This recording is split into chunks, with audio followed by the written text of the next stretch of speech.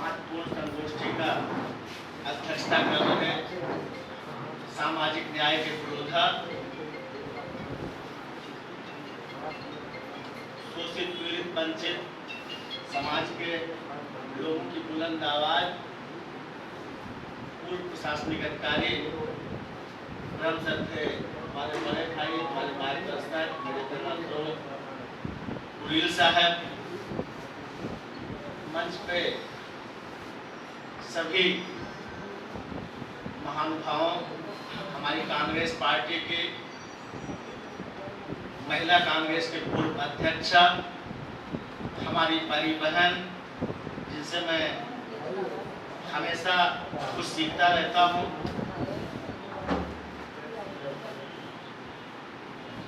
आदरणीय दीदी लालती जी,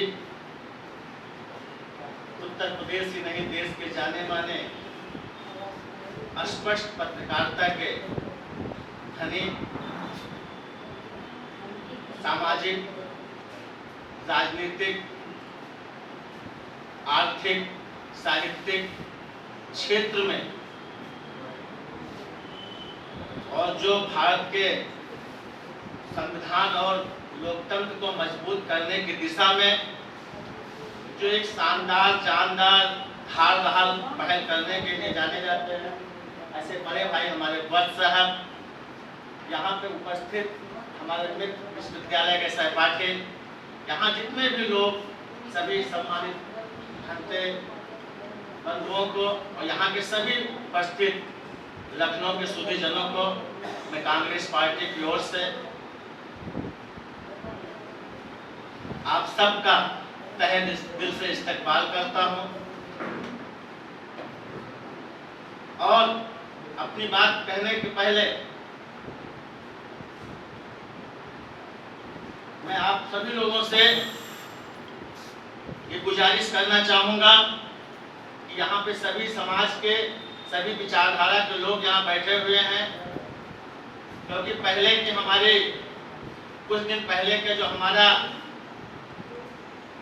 संस्मरण रहा है और जो उस मीटिंग में जो इंटॉलरेंस देखी गई कि अपनी कह लीजिए दूसरी की मत सुनिए, उसमें मैं बहुत आहत हुआ था। सबकी बात सुनना चाहिए। देखिए बस साहब कितने बड़े दिल के हैं कि हमारे आरएसएस के प्रचारक महोदय को भी यहाँ बुलाया है, अच्छी बात है। हम भारत के साझी विरासत में गंगा जमुनी तहजीब, सर्वधर्म समभाव, वसुदेव कुटुंबकम, हिंदू मुस्लिम सिख ईसाई आपस में सब भाई भाई की भावना से ओत-प्रोत होकर के हम इस गंगा जमुनी तहजीब के वासी हैं। हमें सबको साथ लेके चलना चाहिए। भेदभाव का कहीं कोई किंच मात्र स्थान नहीं होना चाहिए। हाँ, आज जो हालात,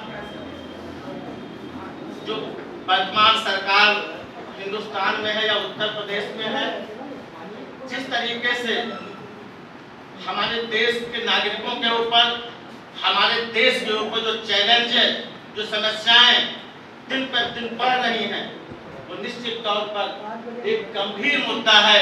इस पर हम सभी लोगों को बहुत ही संजीदगी के साथ, बहुत ही खुले मन से इस पर सोचना चाहिए, चिंतन मंथन करना चाहिए और कैसे ये गंभीर समस्याओं के खिलाफ हम जमीनी हकीकत पर लड़ सकें और उससे छुटकारा पा सकें।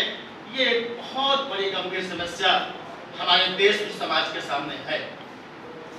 सभी जात धर्म मजहब संप्रदाय के लोगों की अपनी अपने समस्याएं होती हैं, अपने अपने अपेक्षाएं और उनके अधिकार होते हैं। निश्चित तौर पर लोकतंत्र में सबको भागीदारी मिलनी ही चाहिए। मैं तो यहाँ तक कहता हूँ, मैं कांग्रेस का इस समय एक जिम्मेदार होते थे, उत्तर प्रदेश का प्रदेश महासचिव हूँ, प्रवक्ता हूँ। रोज 3-3, 4-4 चैनलों पे बेबाकी से अपनी बात को रखने के लिए जाना जाता हूँ। मैं जात से क्षत्रिय हूँ, एक राजपूत, एक जिम्मेदार परिवार से आने हूँ, मगर बचपन से मेरे अंदर जो भावनाएं हमारे पूर्वजों ने, चाहे वो गौतम बुद्ध जी हो, चाहे भगवान श्री राम हो, चाहे हमारे कुछ महान नेता हैं, कांग्रेस के, जिन्होंने जो हमें जो मार्ग दिया है, जो दिशा दिया है, उस पे मैं कहना चाहता हूँ कि इस देश में अब बहुत हो चुका सामंतवाद और बहुत हो चुका ब्राह्मणवाद, ये बंद होना चाहिए। और जिसकी जितनी संख्या है उसको उसके अनुसार सत्ता में, शासन में, प्रशासन में भागीदारी सुनिश्चित ही करना चाहिए। ये नहीं चलेगा कि आप जिनके वोटों के बल पर आप विधायक बनते हैं, मंत्री बनते हैं, मुख्यमंत्री बनते हैं, प्रधानमंत्री बनते हैं, देश की सत्ता चलाते हैं, उन्हीं को उनका हक न मिले, उनके बच्चे भूखे मरे, वो नाना प्रकार की समस्याओं से रोज रूबरू हों। आखिर आज 70-72 साल के देश की आजादी के बाद ये कब खत्म होगा? ये भेदभाव कब खत्म होगा? इस दिशा में हमें गंभीर चिंतन मंथन करने की जरूरत है और सभी राजनीतिक दलों को खुले मन से इस दिशा में आगे बढ़ना चाहिए। मुझे कहने में कोई गुरेज नहीं हो रहा है कि कोई संपूर्ण नहीं होता है। अगले कोई बहुत सारी गलतियां कांग्रेस पार्टी ने भी किया होगा, मगर मैं जिम्मेदारी के साथ कहना चाहता हूं कि जब से आदरणीय सोनिया गांधी जी अध्यक्ष हुई हैं और आज हमारे युवा हृदय सम्राट राहुल गांधी जी हों या आदरणीय प्रियंका गांधी जी हों, जिस तरीके से पूरे देश के संगठन में हो या हमारे जो प्रदेश के सरकारें हैं या उत्तर प्रदेश संगठन में हो, जिस तरीके से हमने सर्व समाज के लोगों को भागीदारी दिया है, सुनिश्चित किया है, इसको देखा जा सकता है। आप सब समाज के वरिष्ठ लोग हैं, अगुवा लोग हैं, आप कोई चीज इंफॉर्मेशन टेक्नोलॉजी में छुपी नहीं है। आप यूट्यूब से या गूगल से आप सर्च कर सकते हैं कि उत्तर प्रदेश में जहां 500-600 लोगों की कमेटी हुआ करती थी, क्यों लगता थी 500-600 लोगों की कमेटी हुआ करती थी और एक जात विशेष के लोगों का पूरा भागीदारी हुआ करता था। आज मैं दावे के साथ कह सकता हूं कि 60 लोगों की कमेटी में आज 50 लोग दलित, बैकवर्ड, माइनॉरिटीज के लोग और जिम्मेदार पद पे। और यही चीज हम सरकार में भी भागीदारी सुनिश्चित करना चाहते हैं। जो गलतियां हमें उसको खत्म करना चाहिए। आज जिस तरीके समाज में इंटॉलरेंस, नफरत, हिंसा, मॉब लिंचिंग का माहौल बनाया जा रहा है, किसी संगठन के प्रायोजित लोगों को बांटा जा रहा है, जातियों में, संप्रदायों में, मजहबों में नफरत पैदा किया जा रहा है, निश्चित तौर पर ये किसी भी तरीके से हमारे देश के लोकतंत्र और संविधान के लिए उचित नहीं है। आज कोरोना आपदा के पिछले 1.5 सालों में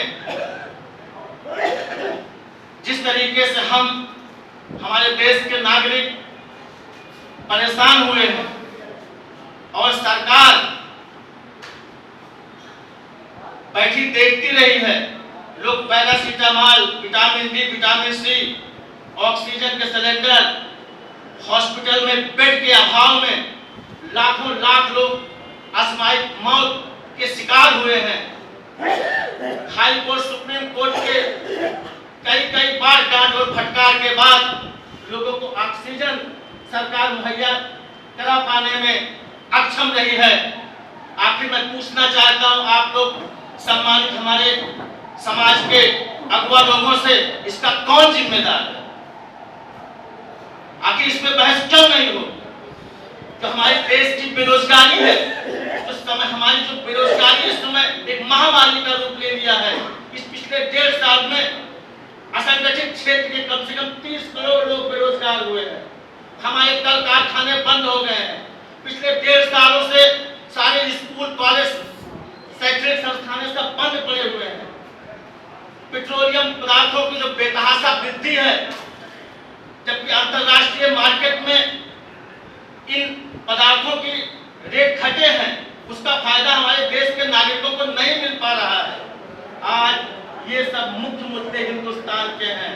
फिर हम समय रहते इस पर नहीं चेता, नहीं सोचा, हम केवल और केवल जात धर्म मजहब संप्रदाय के लड़ाई में उलझे रहे, तो निश्चित तौर पर इसका फायदा उठाने वाले लोग ले रहे हैं और लेंगे। और हमें आपको बांट करके, और ये दलित बैकवर्ड समाज, मैं कहना चाहता हूं, जिम्मेदारी के साथ कहना चाहता हूं, जो दर्द है, जो पीड़ा है, जो हिंदू मुसलमान की बात होती है, तो एक दिखावे की बात है। जो चालाकी है वो कुछ और है। लोग जो बाबा साहब भीमराव अंबेडकर जी के संविधान के सम्मत, इस लोकतांत्रिक व्यवस्था के सम्मत, जो हमारे दलित बैकवर्डों को संविधान सम्मत अधिकार मिला हुआ है, आरक्षण मिला हुआ है, उनको बराबरी का हक मिला हुआ है, उनको वोट देने का अधिकार मिला हुआ है, बराबर का वोट का अधिकार उनका है, ये सब कुछ बड़े लोगों के आंख में अखरता है, वो इसको खत्म कर देना चाहते हैं। और यदि आप लोग समय रहते नहीं जागे, तो मैं आज मैं कह रहा हूं जिम्मेदारी के साथ, बस साहब, ये बहुत जल्द से जल्द खत्म हो जाएगा। और आप फिर वही कहावत गांव में होता है, अब पहचाने हो क्या जब चिड़िया चुग गई खेत। ये दर्द है। आज जिस तरीके से देश के पढ़े लिखे लोगों को, विपक्ष के लोगों को, समाज के जो सही बात कहने वाले लोग हैं, उनको डराया धमकाया जा रहा है। ये तो सही बात कहते हैं, सत्ता को खराब लगता है, वो देशद्रोही उसको सिद्ध किया जा रहा है। आज हमारे न जाने कितने हमारे बेगुनाह युवक, हमारे अल्पसंख्यक समाज के हमारे युवक, आज उनको जेलों में डाल दिया गया है। क्या वो अपने माँ बाप के बच्चे नहीं है? ये निश्चित तौर पर ये देश सबका है, सभी इसके, चाहे हिंदू, मुसलमान, सिख, ईसाई, जितने भी समाज के लोग यहाँ रहने वाले हैं, बराबर का सबको हिंदुस्तान का लोकतंत्र, हिंदुस्तान का संविधान उनको हक देता है। ये हमारे पूर्वजों ने व्यवस्था किया था। और उसके बाद भी ये कोई शरारत करता है, कोई भी लड़ाने भिड़ाने का काम करता है, तो निश्चित तौर पर वो गलत है। उसके खिलाफ हम सभी को एकजुट होकर संघर्ष करना होगा और अपने देश के इस साझी विरासत को, गंगा जमुनी तहजीब को, अमन चैन को, भाईचारे को मजबूत बनाने के लिए देश कैसे विकास करे, विश्व में हम कैसे महाशक्ति बने, आर्थिक रूप से हम कैसे मजबूत बने, हमारे बेरोजगारों के हाथ में कैसे नौकरियां हो, महंगाई कम हो, इस दिशा में हम आगे बढ़ सकें। इसी तरीके से व्यवस्था हमें अपने देश और समाज में लागू करना है। आपने हमें बुलाया, अपनी भावनाओं को अभिव्यक्त करने का मुझे समय दिया, इसके लिए मैं तहे दिल से आप सबका आभार प्रकट करता हूं। धन्यवाद। जय हिंद, जय भारत, जय कांग्रेस। बहुत बहुत धन्यवाद जितेंद्र भाई, आपका आप आए